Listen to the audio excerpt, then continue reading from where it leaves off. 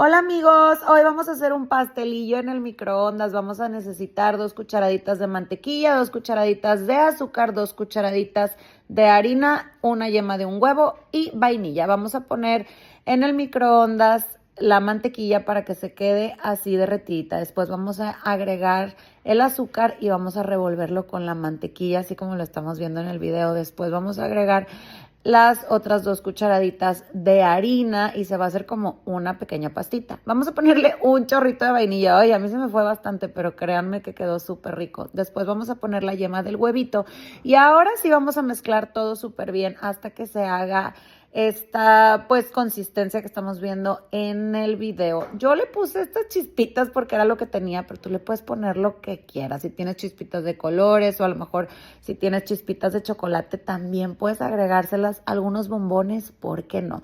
Lo vamos a meter un minutito al microondas o depende de tu micro y listo. Así queda nuestro pastel sin horno.